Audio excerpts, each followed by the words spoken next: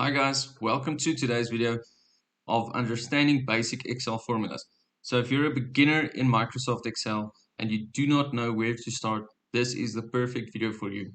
Today we will be discussing some basic formulas that everybody should need to know in Excel. So stay tuned for every single one of them, and at the end of this video we will be combining everything that we learned into one huge formula, and you do not want to miss this. So our first formula that we're going to discuss is using the sum formula in Excel. So this is pretty an easy way to explain this. There's a couple of methods that I want to show you in this formula. So let's just jump right in. So the first method that we are going to use is simply just to do an equal sign. So we always type in an equal sign when starting a formula or an equation in Excel. So we're going to put an equal sign, and then we are going to type in the numbers that we want to sum together. And with a plus sign, I'm just going to do that. So you can see my number 1 is 33, my number 2 is 2. And in this method, I'm just going to show you how to do that. So if we press enter or return, you'll see an answer to our equation.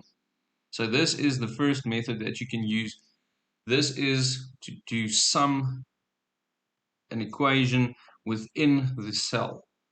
And I'll show you this is not the best way to do this, just to point that out, but I'll explain that shortly. So the next method would be also starting off with an equal sign and then referencing two other cells. So I'm going to reference cell number B3 and cell number C3, and it's exactly the same example as we've done in method 1, except we are referencing these cells, and it's a positive thing. If I press enter there, it's an amazing thing because now our reference cell, if I change this cell value, it will change my formula that was done in method 2, where in method 1 where we did the sum of these two numbers within the cell that we manually typed, this is limited to those values. This will not change with these numbers. So just to return that, so you understand this, now you can just type in anything here and you have an automatic calculator working everything out for you here. So just to do that, that is a second way to sum a number of values together. And our third method is actually the preferred method that we will be using, and this will be the formula. So you're typing in equal signs, and then we'll type in sum. We put in our brackets, and you'll see the formula pop up here and what is needed. So we're going to select our number 1 in our formula. So we're going to select number 1, and with a comma you can delimit this, and we'll select number 2. From here you can close your brackets and type in enter, and it will work. So in order to do this will work, and there's probably a bunch of methods, but it builds onto the same method. So again, equal sign, and we're going to type in sum, our bracket, and now we're going to select the range. So you'll see we selected the range, and it's no longer a number separated by another number with a comma. Instead, it's the whole range that we've selected. So if we press enter here, you'll see I saw the font change there. But anyway, you get it. So there we've selected the range. And this can be anything that you would like. If we need to sum a bunch of numbers together, let's do this column 1. You can see here it will sum everything together. So there's no real limit of the amount of numbers that you need in this formula, as long as the formula makes sense and as long as you are using real numbers. As soon as you have alphabetical stuff in here, it will just throw out of, well, this throws out a value. You can't do that. this will then, your sum formula will not recognize this D that you have here. So you'll see as long as I'm changing these, it will no longer recognize these as numbers, which is quite obvious, they aren't numbers, but that's how the formula works. So this is a great formula to use to calculate a lot of things, and you can play around with this. It's something that you will always use when working in Excel. Okay, so our next formula that we are going to discuss is subtraction in Excel. So there is not a official formula function for subtraction in Microsoft Excel, but you will only be using a minus sign, literally typing in the formula as you can see it over here. There is no official formula so that you can select your number 1 and you can subtract number 2 from number 1 as you've done in the sum formula. But in any case, there is still something to discuss here for our new learners of Excel. So our first method, pretty much the same as in sum. We will be typing in the equal sign and we will manually be typing in our 33 minus 2. And there you can have it. It throws out that our equation, our formula there. And our method 2 is basically the same. It's just referencing to the cell and subtracting from there. So, sorry, let's just get B3 minus C3. So that's the referencing to the cell, and that's how it works. So if you, for example, want to have B3, your 33 minus 5 and minus 15, and you keep on going, you need to manually type in those minuses and include the numbers. You can reference to other numbers, that's no problem. You can type in it manually, but as we've done it before, as soon as we change these numbers, our method number 2, where we reference to a cell, will still work, where our method 1, where you manually type in the numbers, that will not change within the spreadsheet. So if you want to use this, I would suggest referencing to cells rather than typing in it manually, unless you need a specific value and you are not referencing to other cells and you do not need to change other cells. That method you can use. But in any case, method 2 is the preferred method to do subtraction in Microsoft Excel. So our next formula that we are going to discuss is multiplying in Excel. So there is a couple of ways to do this. And first off, the first method, you can probably guess it. We're going to type in equal signs and we're going to manually type in the numbers that we want to multiply with one another. So we're going to type in 33 with an asterisk and then 2, and you'll see the method 1. This is simple. You can do this throughout all of the formulas that we're going to discuss today, but this is not how I prefer to work in Excel. This is a sloppy way to do this. You can't change this. This is not interactive. As soon as I change something on this side, you'll see nothing changes here. Preferably, you would want to set up a spreadsheet so that once you change, for example, your number 1, your number 2, something needs to change in your formula. You don't want to manually type in everything. That's not the point of this amazing computer that is Microsoft Excel. So method number 2, once I've gotten that off my chest, let's get to method number 2. Method number 2 is the referencing to cells. So we're going to reference number 1 with an asterisk as our multiplying with these numbers, and our number 2, and from there you can press enter. You can see it does exactly the same as method 1. And Now finally for our official formula, so you're going to type in the equal sign, you're going to type in product. Once you've typed in product with your bracket, you can see this formula pops up and it asks us for our number 1 and our number 2. So as we've done before, we can select these and with a comma, select our number 2, and you can carry on this for how many numbers you need to multiply with one another. But let's just stick with these two for now. So those two numbers, and you can see it brings out the same formula. And that is how you select separate numbers, but you can also just type in product. You can select the whole range if you want to. You can select this range if you want to. Doesn't matter how you want to do this.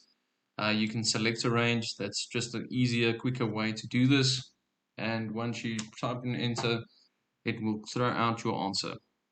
And that's an easy way to how to multiply numbers with one another in Excel. So our next formula that we are going to discuss is how to divide numbers in Excel. So just as the subtraction does not have an official formula, so does the divide. By using the divide, it's as simple as just typing in the formula. We're going to do equal sign, and we're going to reference to the cell, and we're going to put in a slash, as some people call it, as our divider, and that will be divided by that. So effectively in this formula, as you can see it here, your B3, which is your 33, is your X value, as you can see it in this formula. Your 2 is your Y. So you divide 33 by 2, and that is how this formula is set up. So if you've done that, it's pretty easy. There you have your divide formula in Microsoft Excel. You can just autofill this. You'll see a bunch of numbers here. It does not make sense, but do not worry. But this way is interactive, as we have spoken about a lot of things. So whatever you type in here, it still will be there. It changes with your formula, and that is the great thing about this.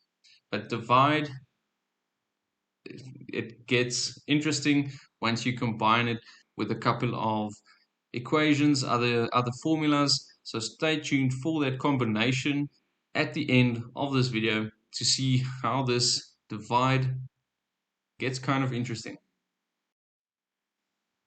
Okay, so we've learned a bunch of formulas now, and hopefully each and every one of you have learned something from those formulas and how to use them in Excel.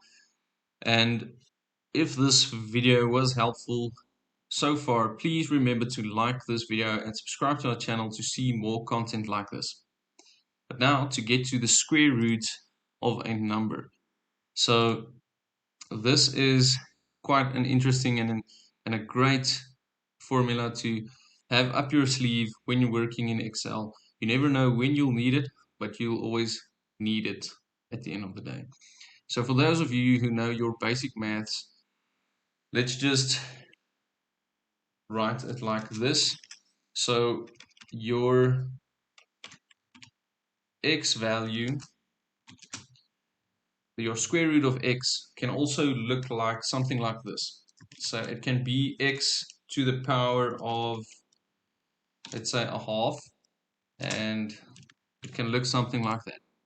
So we will be getting to the power equation after this, but this is basically how it looks, and this can get rather complicated. So there's an easy way to just calculate the square root of a number.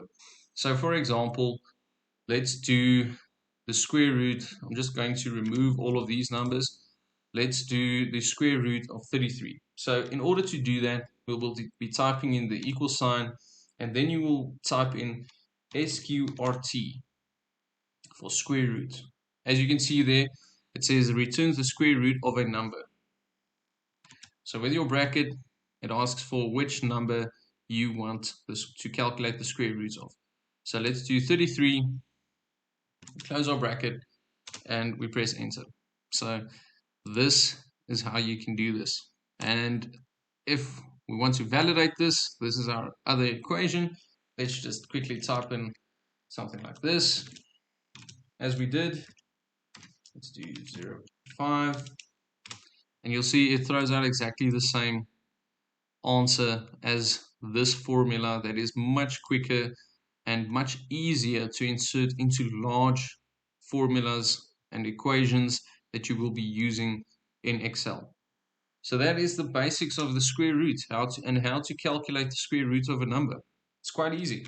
Equal signs, SQRT, with your bracket, you'll select your number that you want to calculate, or you can even manually type it in, as we've said, and you can calculate your square root of your number. So our final formula before we get to our big combination at the end of this video is how to calculate x to the power of whatever it may be. It can be whatever number you want it to be. But there is two methods to do this. And firstly, the easier, well, both are easy, but the first method is equal signs. Then you will select your number, your x value, as you can see in this formula, and then you will press on a normal keyboard, it will be Shift 6 to get this icon that you can see here, and then you will select your second value. In this equation, it is indicated as the 2. So then you'll select that value, and this basically is the same as this. And once you press enter, it will calculate 33 to the power of 2, and there you can see it. And we can do this an easy method just so that everybody can validate this. 4 to the power of 2 is 16, and that is an easy way to calculate something to the power. And our second method will be our formula that we can use from Excel. So you'll type in the equal sign and you'll type in power. And as you can see here, it returns the result of a number raised to a power. So once you put in your bracket, it will ask you which number you want as your x value. Let's just select number 4 again. And with a comma, it will ask you what number will be to the power of. So let's do number 2 just to show you. And there you have it. Exact same answer, two different methods how to calculate to the power in Microsoft Excel. So this is our long-awaited combination formula that we have been bragging about. And now that you have done all of these formulas at the bottom, as you can see here, we will be throwing everything into this formula. So it will get rather messy in order to type out this formula, but if you keep your head on straight, it's quite easy, and I'll show you how to do this. So as you can see, I have my values that for A, B, and C that we will be using throughout this. I don't know if these values will work, but we will be able to change them if anything goes wrong. So in our X column there, we will be typing in the equal sign. You can follow along on your own, or you can pause the video and try this out on your own in order to see if you have learned anything that you can use when working with Excel. So we're going to press the equal sign. We're going to type in our brackets and our brackets are going to be, let's do it like this. So I'll do this in our formula bar at the top here. So in our brackets will basically be our top of our division, as you can see here. So in that bracket, we'll be typing in minus. We'll be referencing to B. And then let's do the plus. Can unfortunately not do plus minus. You need to do that separately. So we'll do plus, and then we have the square root of all of these. So in order to do that, we will be typing in a square root function, as we've discussed this. So our square root function, sorry about that, I just tried to press enter accidentally. So our square root will be this whole area over here. So first off, we want to get the b to the power of 2. So there we will be using our power function. And in our power function, it will be our number. So that's going to be b. Going to put in a comma. It's going to be 2. And this we'll be typing in manually because this is a set number in our formula. If you have, for example, let's say a variable d, then we will create a variable here and we will be able to change this value wherever we need to. But for now, we're going to manually type this in as this is set into our formula. So now that we've got our power to 2 there, we will be moving on to minus 4. Let's do our multiplication. So we'll do product. And again, using the formula product, it will ask us our number 1, it's going to be 4. Our number 2, it's going to be a. So we're going to reference to that. And for C, we're going to reference to that. So now you can basically see the top of our formula here. So we've got our minus b plus our square root, and everything is included in the square root. So as you can see, we've typed in our formulas for power and our product within our square root brackets so that it's included in our square root. So this is how you will be typing in this whole situation at the top.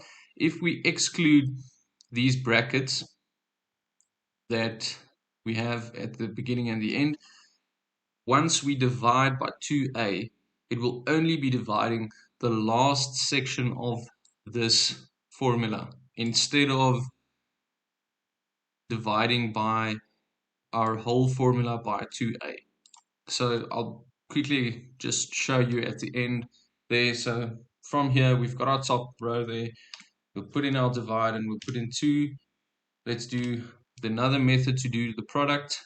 Go 2 times our a. And as well, here at the bottom, I've got to mention this.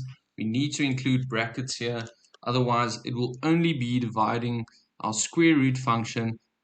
If we remove the brackets at the top and the brackets at the bottom, it will only be dividing our square root function by 2 and not include everything.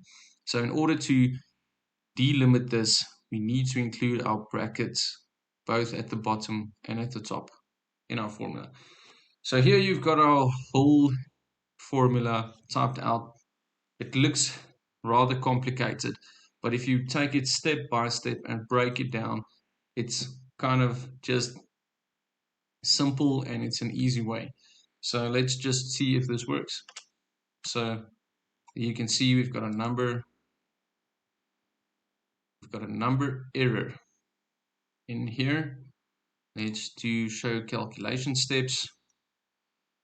Okay, so here you can see we've got a negative number in our square root, the evaluation. As I said, I did not test these numbers.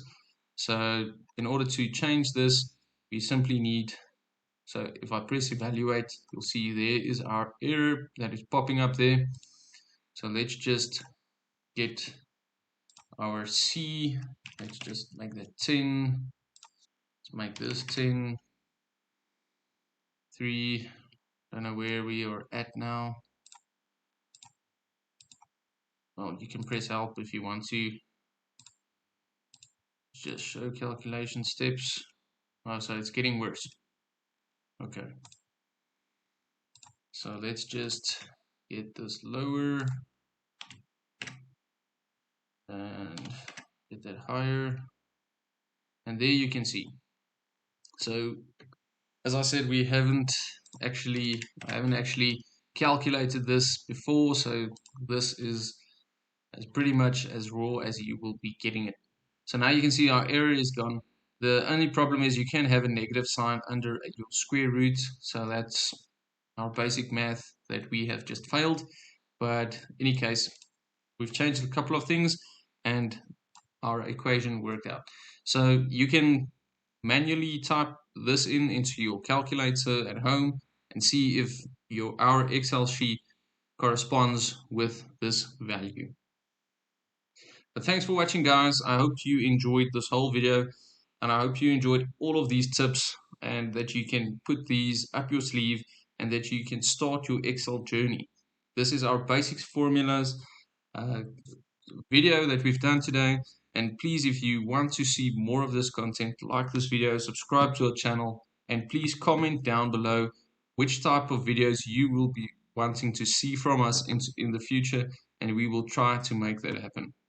But until next time, guys, cheers.